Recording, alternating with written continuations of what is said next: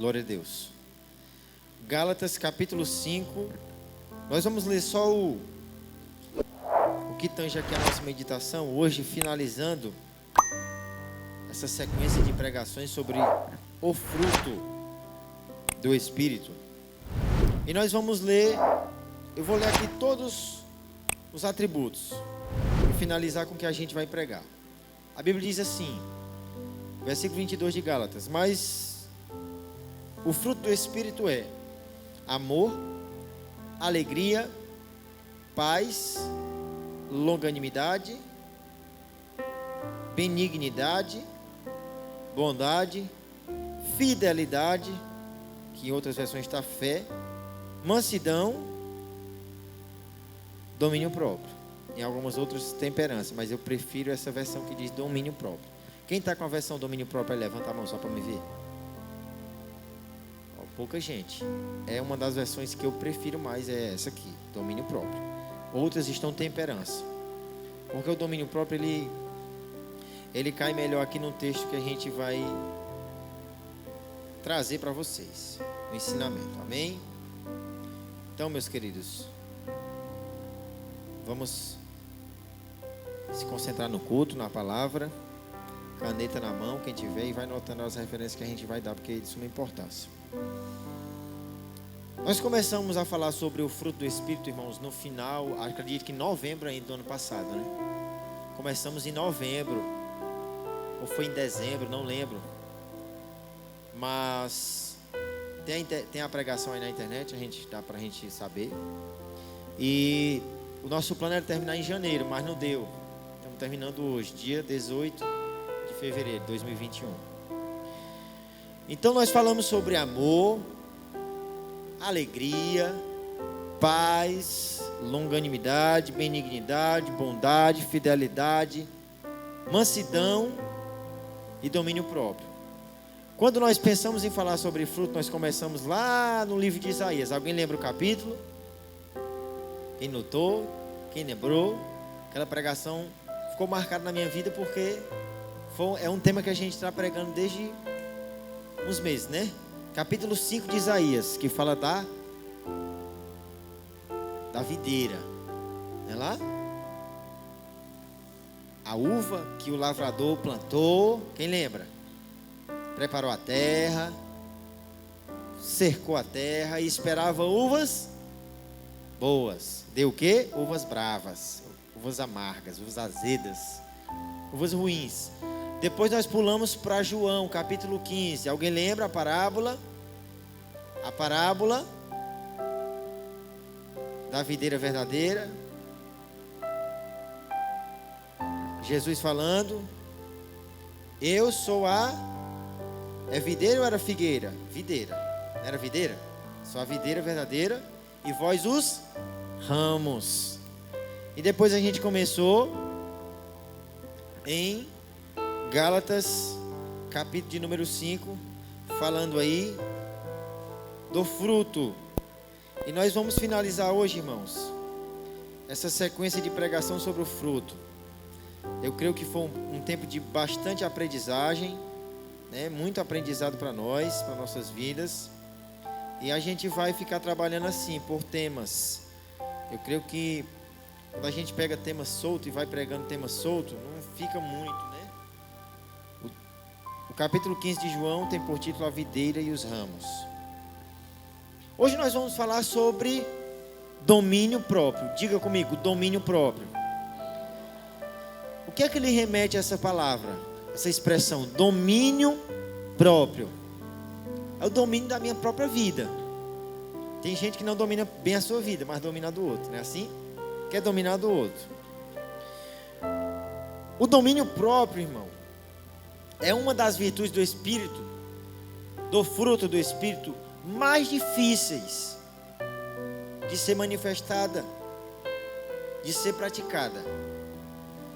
O domínio próprio é algo que poucos conseguem ter, apesar de que estas pessoas, elas têm resquícios dos demais atributos do fruto do Espírito, das demais virtudes, mas o domínio próprio parece que fica ali mais no canto. porque é bem complicado. Mas não é impossível. Amém? Quem tem as virtudes do Espírito, irmão, não tem preocupação de cumprir regra religiosa, ou não precisa de se preocupar com regra religiosa da sua congregação, da sua instituição que você congrega, da igreja que você congrega.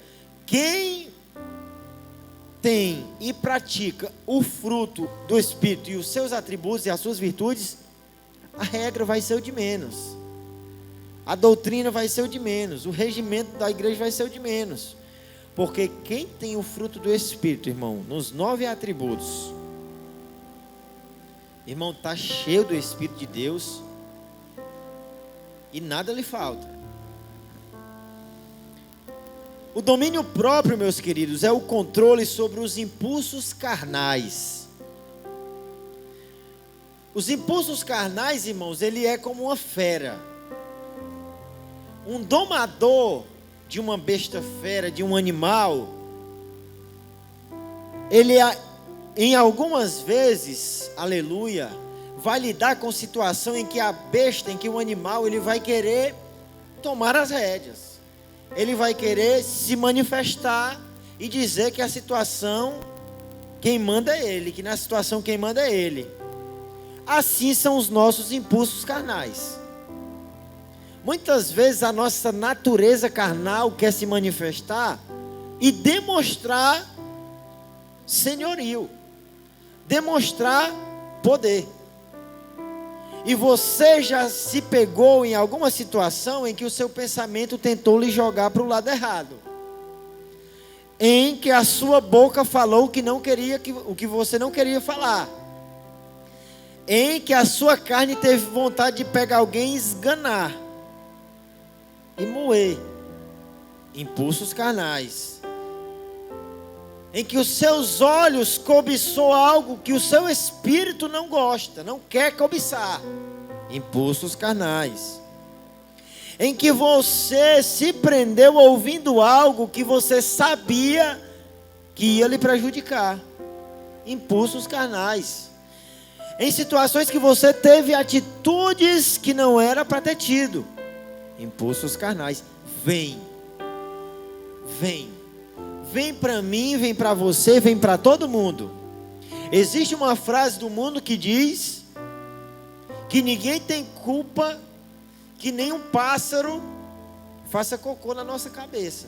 Ninguém tem culpa que um pássaro passe, e já aconteceu isso comigo. Mas você tem o controle de não deixar que ele faça ninho na sua cabeça. Um pensamento mal vem para o pastor, vem para o obreiro, vem para os irmãos, vem para qualquer pessoa. Cabe a você se prender no pensamento ou lançar fora. Impulso carnal, vem. E quando ele vem, você tem que mostrar que quem manda não é a carne, é o Espírito. Louvado seja Deus. Tem hora que você vai ter que puxar as rédeas da carne e vai dizer: aqui não. Aqui quem não manda é você. Quem manda não é você. Aqui quem manda é o Espírito Santo de Deus que habita em mim. Aleluia. Vai ter momentos em que você vai ter que tomar posição, domínio próprio. Aquele momento em que a sua vontade é dar uma resposta que a pessoa merece. Mas pelo Espírito você vai dizer: fica tranquila, deixa para lá, Deus te abençoe, não foi nada. Mas a sua vontade era dar uma resposta merecedora, a pessoa merecia, mas você não deu. Irmão, isso é tão difícil. Aleluia, glória a Deus. Isso é tão difícil, meu querido. Alguém lhe importunar, você no seu direito, e a sua vontade é de dar uma resposta que está dentro da expectativa, está dentro do seu direito, mas o domínio próprio vem e trava a sua boca bem na hora, e você pensa: é melhor não. Oh glória, aleluia. Provérbios 29:11, a Bíblia diz: o tolo dá vazão à sua ira, dá lugar à sua ira, mas o sábio, repita comigo, sábio, domina-se. Aleluia. O tolo dá lugar para a ira, dá vazão, ou seja, na hora do sangue quente não está nem aí, fala mesmo, doa quem doer, depois se der certo eu me arrependo. Não, que é agora. Irmão, tenha calma, não, é agora, eu vou dar a resposta. O tolo faz isso. O sábio, o que tem domínio, domina-se. Isso vai acontecer no seu trabalho. Seu colega de trabalho querendo puxar o seu tapete e dedurar para o seu patrão, porque você chegou 5 minutos atrasado, e ele todo dia chega atrasado, mas porque você chegou 5 minutos, ele quer lhe dedurar. A sua vontade é de chegar lá e dizer, olha, mas ele todo dia chega atrasado. Mas quando ele diz que o seu patrão lhe chama, você diz assim, me perdoe, amanhã não chego mais. É assim que o domínio próprio é manifestado na prática. Você está na sua razão. Você poderia dizer assim, mas ele todo dia chega atrasado. Porque eu cheguei um dia, ele veio dizer. Você deixou para lá e disse, amém, realmente eu estou errado, cheguei atrasado hoje, mas amanhã eu vou chegar mais cedo, não vou chegar atrasado mais não. Isso é domínio próprio, irmão. Dizer que isso é fácil, não é. Romanos 8:8. Quem é dominado pela carne não pode agradar a Deus. Não pode, irmão. Infelizmente não pode. Quando a Bíblia diz e pede, manda que a gente se livre de contenda, é isso aqui, Romanos 8:8. Quem é dominado pela carne não pode agradar a Deus. Entretanto, vocês não estão sob o domínio da carne. Quem não está sob o domínio da carne? Levante a mão. Quem não está sob o domínio da carne? Levante a mão. Levante, irmão, não tem medo não. Levante a sua mão. Porque se você estivesse sob o domínio da sua carne, talvez nesse tempo frio você estivesse em casa, deitado, enrolado. Você está aqui porque você quer aprender mais do Senhor e quer receber a sua palavra. E quer dar glória a Ele. Entretanto, vocês não estão sob o domínio da carne, mas do Espírito. Se de fato o Espírito de Deus habita em vocês. E se alguém não tem o Espírito de Cristo, não pertence a Cristo. Mas se Cristo está em vocês, o corpo está morto por causa do pecado, mas o Espírito está vivo por causa da justiça. E ontem eu estava olhando isso aqui, e eu me parei aqui nesse texto e me perguntei a mim mesmo, pedindo ajuda a Deus. O corpo está morto por causa do pecado. Como assim? O pecado matou meu corpo? O morto aqui, que está morto por causa do pecado, não é que o pecado matou o seu corpo. O pecado nos matou. Mas dentro do contexto aqui, a ideia é outra. Isso aqui eu não encontrei em dicionário não.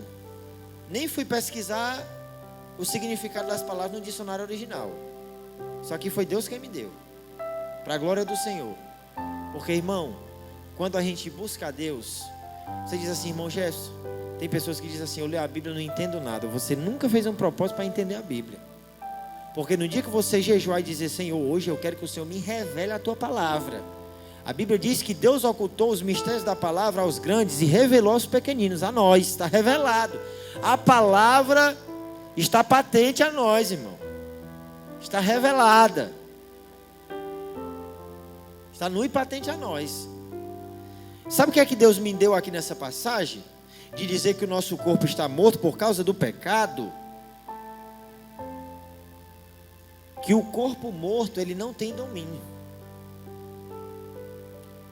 Qual é o morto que tem domínio? Se você pegar um morto no caixão, você leva para qualquer canto. Rebola, levanta, abre os braços, né? Está morto. Quando a Bíblia diz que o nosso corpo está morto por causa do pecado, não é morto porque o pecado nos matou, mas é morto para o pecado, para não praticá-lo. Quando alguma coisa quer se levantar para encher a nossa carne, para alimentar a nossa carne, para nos fazer pecar, Paulo diz, o seu corpo está morto, ou seja, ele não vai sentir vontade de pecar. Ele não tem domínio. O morto. Ou seja, o pecado não vai lhe dominar. É por isso que Romanos diz que o pecado não tem mais domínio sobre nós, porque nós não estamos debaixo da lei, mas debaixo da graça. E debaixo da graça quem manda é o Espírito. Aleluia. O seu corpo está morto para o pecado. Paulo diz: eu morri para a lei, a fim de viver para Deus. Logo já não sou mais eu quem vivo, mas Cristo vive em mim. Paulo está declarando: eu estou morto para esse mundo.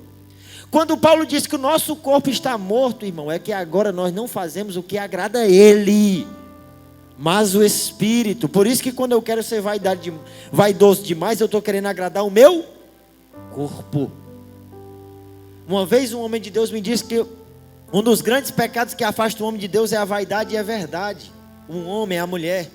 Porque quando você é vaidoso, você perde o culto porque você quer caminhar demais. Você quer andar de bicicleta demais, porque se não for um dia, a gordura vai aumentar, o culote vai aparecer, o pneu vai voltar para o lugar, né? Se não for para a academia, não vai perder os músculos, aí vai perder no culto. Aí o foco vai saindo das coisas espirituais, vai entrando nas coisas carnais, vaidade. Ah, eu não vou para o culto hoje porque eu não tenho roupa. Abre o guarda-roupa, está lá uma pilha de roupa. Mas a vaidade é tão grande que só quer isso se for com roupa nova. Tem gente que se não comprar uma roupa todo mês morre, arranca os cabelos. Vaidade, tenha cuidado com a vaidade. Salomão, tem um hino aí do Sérgio Lopes que diz que Salomão deveria ter pedido, ao invés de sabedoria, não ter nem, jamais, nunca, vaidade. Que a vaidade mata o cristão, irmão. A vaidade mata. Eu não estou pedindo para você andar por aí fedorento, com os cabelos tudo arrupiado, com bafo de leão, não. Estou pedindo isso não. Viu? Para depois você não dizer que eu falei coisa e quando você passar na rua todo mundo correr com medo. Não. Barba lá nos pés. Viu? Não é isso não. Nós temos que nos cuidar. Mas a vaidade, irmão, principalmente a vaidade exagerada, mata o cristão. Amém? Mata o cristão. Gálatas 5:24. Depois disso aqui, o que é que a Bíblia diz? Os que pertencem a Cristo, está aí, ó, bem no texto aí, bem pertinho. Os que pertencem a Cristo Jesus crucificaram a carne com as suas paixões e os seus desejos. É isso, irmão, que Cristo nos oferece através do seu Espírito, a capacidade de crucificar, ou seja, de dominar os impulsos carnais. Quer dizer, irmão Jefferson, que é aquela frase que diz: a carne é fraca, não serve para crente não? Serve não, irmão. A Bíblia diz que você tem capacidade de dominar a carne. Como? Através do Espírito. Aleluia. Glória a Deus. 2 Timóteo 1:7, a Bíblia diz assim: pois Deus não nos deu espírito de covardia, mas de poder. Ou seja, Deus lhe deu poder, meu irmão. Você tem poder para controlar a sua carne. De amor e de equilíbrio. Ou seja, de moderação em algumas outras versões. Deus lhe deu poder. Deus lhe deu capacidade de ter poder, de amar e de ser uma pessoa equilibrada. Olha aí que bênção. No mundo você não tinha isso. Quem deu foi Deus. Porque se Deus não der, irmão, o mundo não vai dar. Deus lhe deu capacidade de ter poder. Poder, eu não estou falando força. Poder. Porque existe a força e existe o poder. Amor e moderação. Domínio próprio. Equilíbrio. Pessoas que têm domínio próprio, irmão, são pessoas equilibradas. E o que você mais encontra hoje é a pessoa desequilibrada. Demais. Pessoas desequilibradas. Pessoas que estão direto oscilando nas emoções.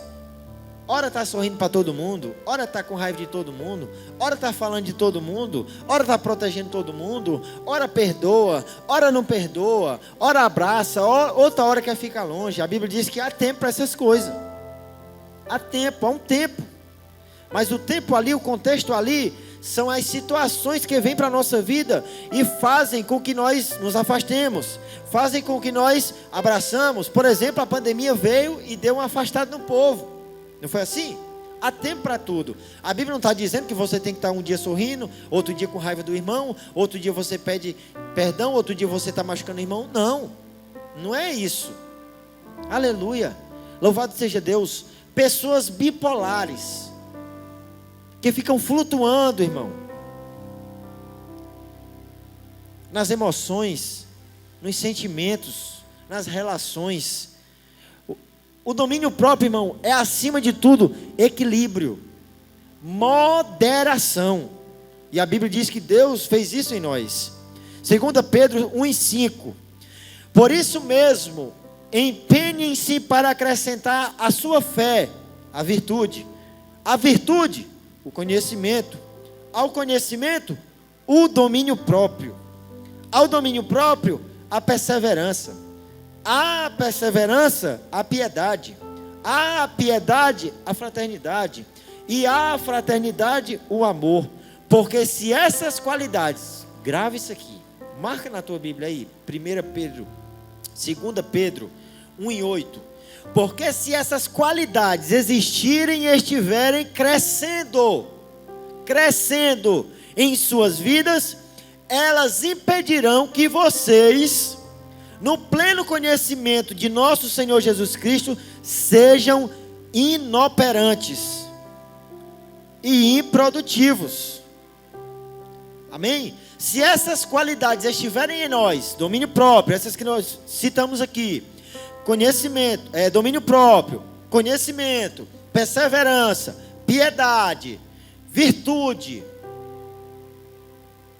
fé, tudo isso vai fazer com que nós sejamos operantes e produtivos. Mas se essas qualidades não tiverem em nossas vidas, nós não seremos operantes, nós seremos inoperantes, nós seremos improdutivos.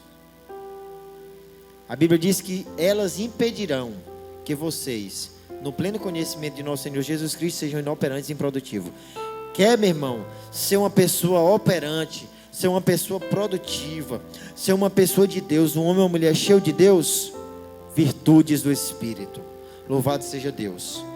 Todavia, prossegue no 9: se alguém não as tem, está cego, só vê o que está perto, esquecendo-se da purificação dos seus antigos pecados. Portanto, irmãos, empenhem-se ainda mais para consolidar o chamado e a eleição de vocês, pois se agirem dessa forma, jamais, olha o que a Bíblia diz, jamais tropeçarão.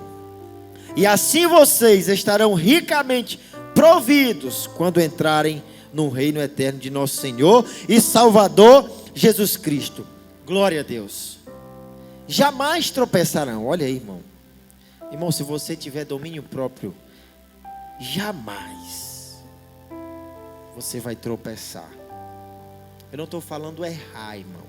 Pecar, que acontece. Quando eu falo tropeçar, é andar vacilando, é andar machucando as pessoas, numa situação que, se você tivesse domínio próprio, você não teria machucado. E às vezes uma ferida aberta e exposta leva anos para curar.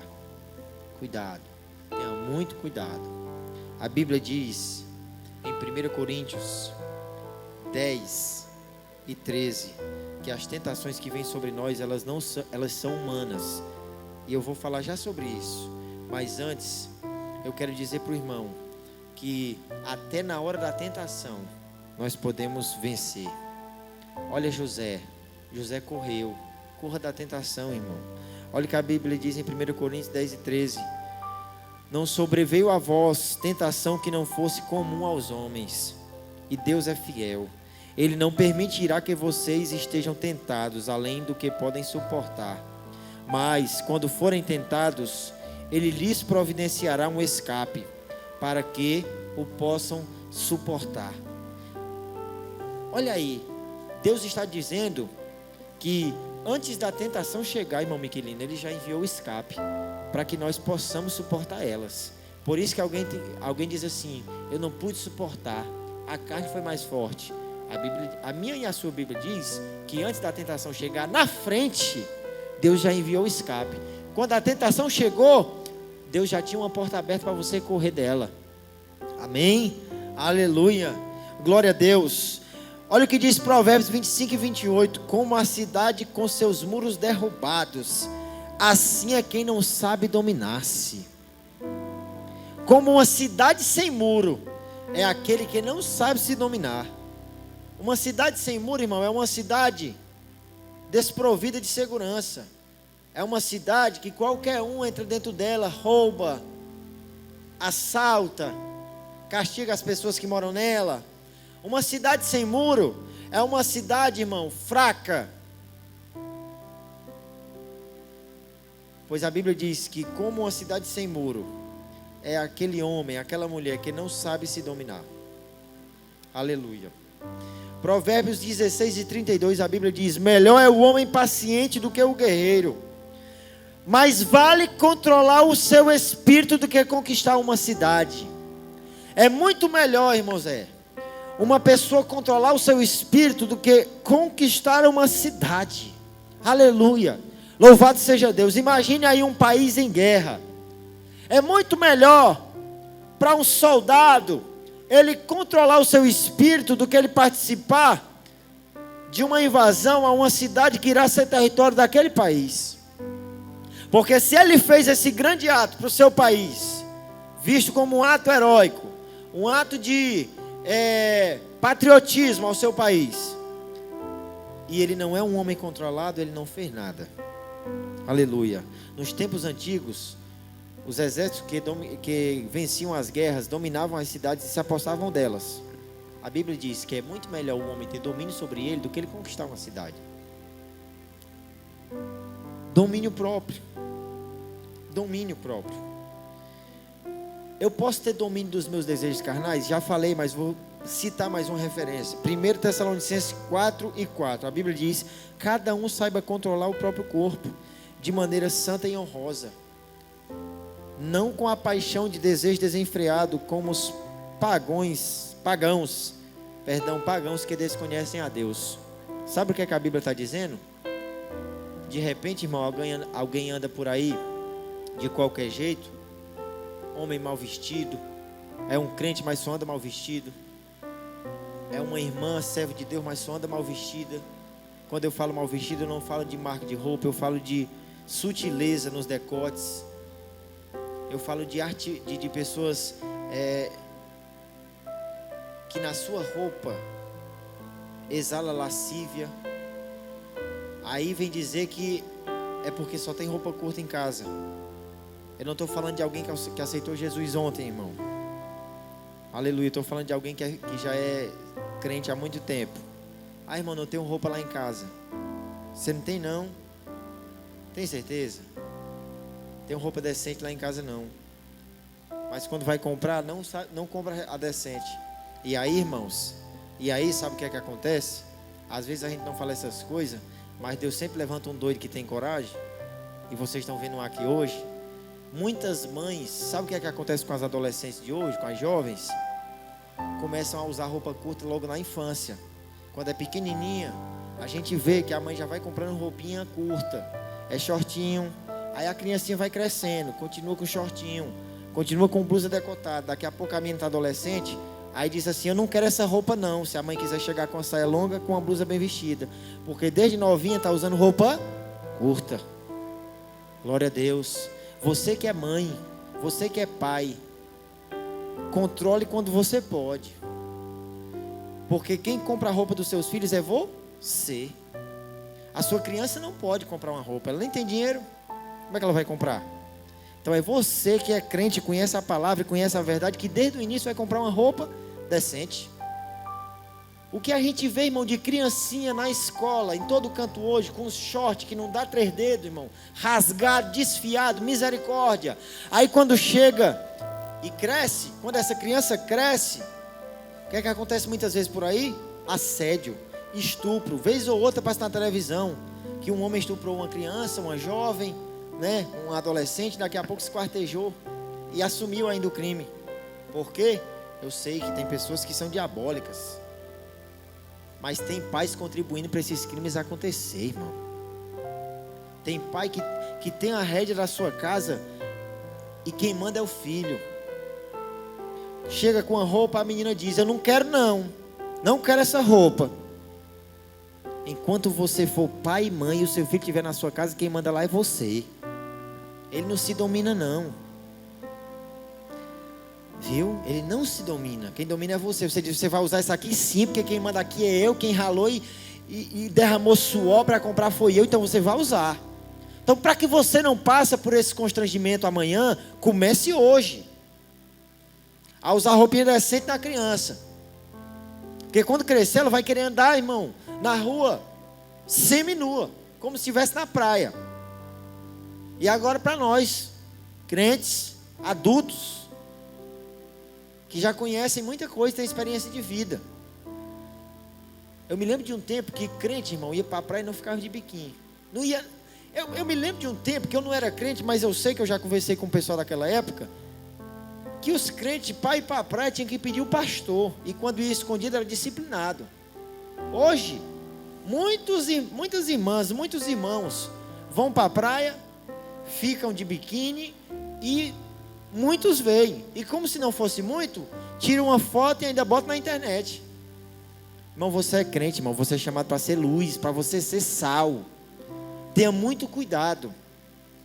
Porque antes de você desagradar a mim, que estou vendo, você está desagradando a Deus, irmão, que é muito maior do que o irmão Gerson. O irmão Gerson não é nada perto de Deus.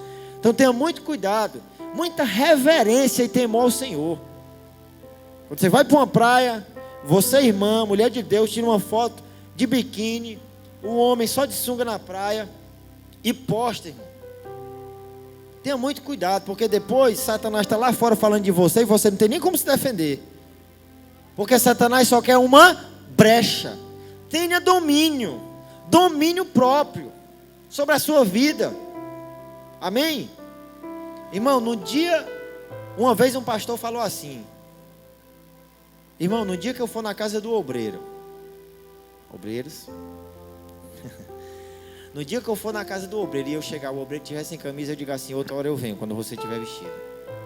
Um pastor falou, não foi eu que estou falando não, viu? Mas isso não é uma verdade, irmão? Irmão, eu fico lá em casa sem blusa, quando eu estou com a minha esposa, com a minha filha, dentro de casa, veio com calor, chego fadigado da escola. Mas se alguém bate no portão, eu já vou de camisa, irmão.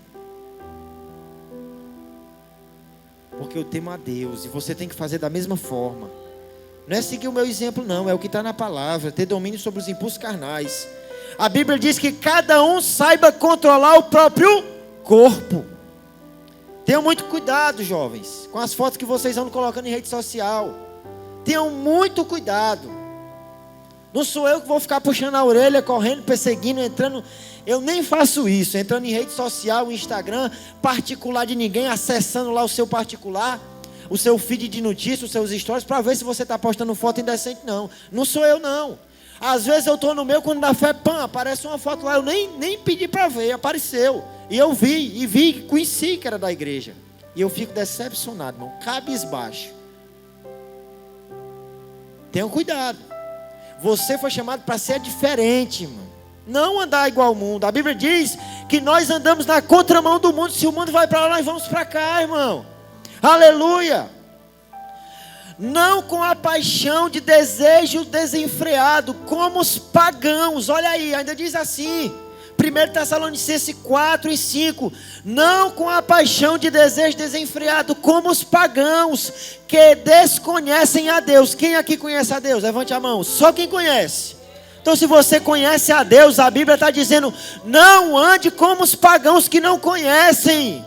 Tenha temor, tenha reverência, tenha domínio sobre o seu corpo. Aleluia! Louvado seja Deus.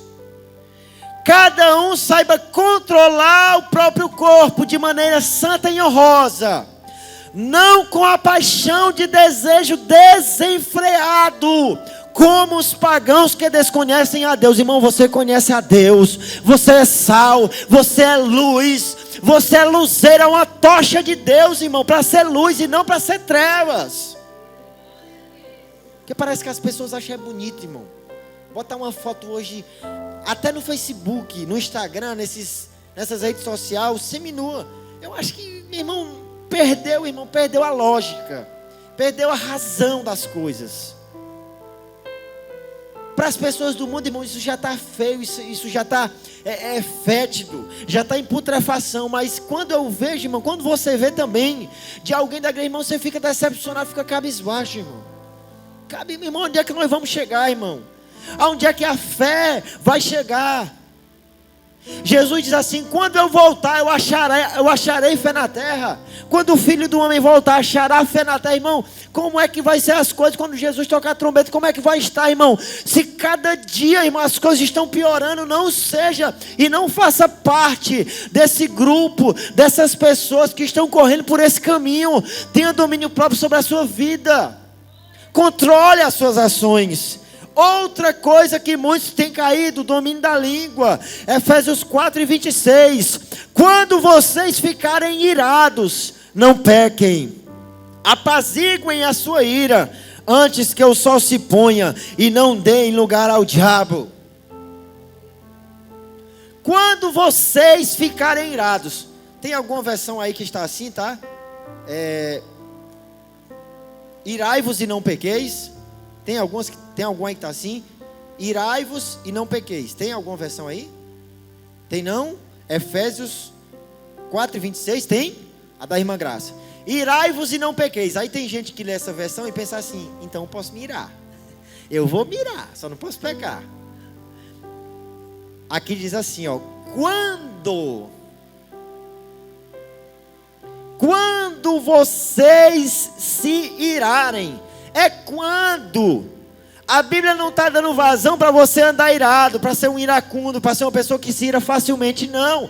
A Bíblia está dizendo: porventura, em alguma situação que não deu para controlar, você se irou sem querer, não peque. Não peque. A Bíblia não está dizendo qualquer coisa se ire. Pode se irar, pode se irar, pode se irar. Não, a Bíblia diz quando. Caso aconteça, se acontecer de você se irar, não peque, não dê lugar ao diabo. Aleluia. E por último, que já está finalizando o nosso horário aqui, para a gente ir para casa, o domínio sobre o apetite. Eita, me pegou. Irmão, uma coisa boa é comer, né? Tem um ditado aí que diz que boca foi feita foi para comer, né? É bom demais, irmão. Um dos prazeres da vida é comer. Uma comida gostosa. É bom demais, irmão. Se tem uma coisa que eu acho que todo mundo tem gosto de gastar dinheiro é com comida, né? Não, é um prazer muito bom. Mas olha o que a Bíblia nos recomenda. Provérbios 23:20. Não ande com os que se encharcam de vinho, nem com os que se empanturram de carne. Pois os bêbados e os glutões, quem come muito, se empobrecerão, e a sonolência os vestirá de trapos. Nem com os que se empanturram de carne. Até para comer, irmão, nós temos que ter domínio. Eu já dei essa deixa aqui, esse bizu, mas eu vou dar de novo. Quando a gente vai fazer alguma coisa, se der tempo, a gente se pergunta assim: se Jesus estivesse no meu lugar agora, o que ele faria? Eu já falei isso aqui ou não falei? Se Jesus estivesse no meu lugar agora, o que eu faria? Aí você se imagina na hora daquela comida, imaginando Jesus, aquela figura meiga, tranquila, santa.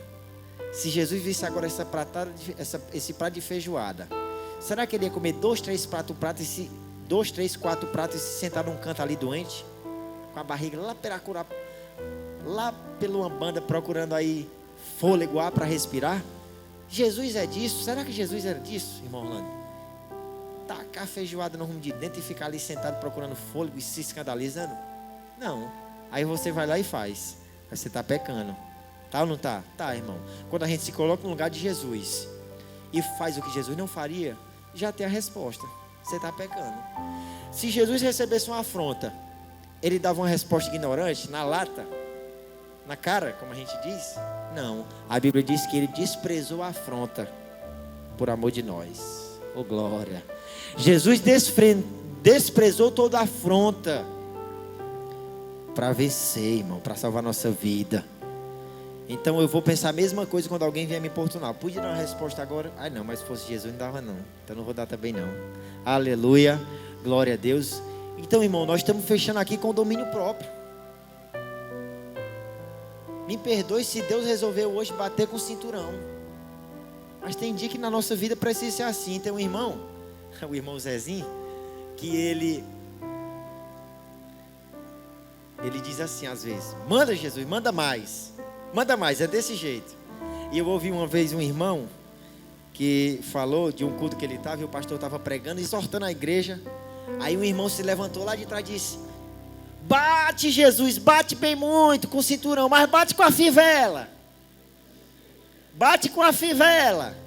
No meio da igreja, todo mundo calado, rapaz. O pastor exortando, dizendo a verdade, alinhando a igreja. E o irmão lá de trás: bate, Jeová, bate, mas bate com a fivela. Aleluia. Glória a Deus. Irmão, uma pisa de cinturão é ruim, mas uma pisa de cinturão, quando pega com a fivela, é pior ainda, irmão. Mas alinha o crente. Aleluia. Glória a Deus. Se você quiser andar pela palavra, irmão, quando a palavra bate, a Bíblia diz que Deus castiga ao filho que ama. Se Deus mexeu com você, se for uma palavra que foi doída, dolorida, não fique com raiva do seu dirigente. Não fique com raiva do seu pastor. Eu quero o seu bem, eu quero lhe ver crente, eu quero lhe ver na linha, eu quero lhe ver no caminho. E eu também quero andar nesse caminho. Aleluia, glória a Deus. Por isso que a Bíblia diz que antes de ceiar, examine-se o homem a si mesmo. Mas não é só quando ceiar não, irmão. Você passa o dia trabalhando, passa o dia na correria. Eu vou lhe fazer um desafio. Quando chegar em casa, tire o menos 10 minutos, se deite num tucum, numa rede, no chão, onde você quiser, e comece a pensar: como é que eu agi hoje, lá no meu trabalho? Como foi que eu reagi diante das situações? Qual foi a resposta que eu dei ao meu colega de trabalho, que não devia ter dado? Aí você faz uma autoanálise. Acho que está tudo bem. Aí você vai e segue suas atividades. Faça isso todo dia, faça uma autoanálise. Faça uma reflexão sobre a sua vida. E veja onde é que você está vacilando, onde é que você não está vacilando. Onde é que você está pecando, onde é que você está usando as palavras erradas, reagindo de forma errada, agindo de forma errada. Porque Deus quer lhe alinhar, irmão, quer lhe dar domínio próprio. É tão bom quando alguém chega para uma pessoa e diz assim: você me fez sentir paz, tranquilidade. Ô irmão, como eu quero isso para a minha vida. Como eu tenho vontade de ser crente, irmão. De ter tranquilidade, de ter paz, de ter domínio próprio. Saber dar a resposta certa, da maneira certa. Você sabia que às vezes você tem a resposta certa, mas do jeito que você dá ela, você se ferra todinho? Linguagem corporal. Depois eu vou trazer um título de um livro aqui. Quem tiver condição de comprar, compre. Eu fui indicado esse livro e não comprei ainda, mas a pessoa que me indicou disse assim, que o autor desse livro, ele fala sobre a linguagem corporal, o jeito que você reage e trata as pessoas.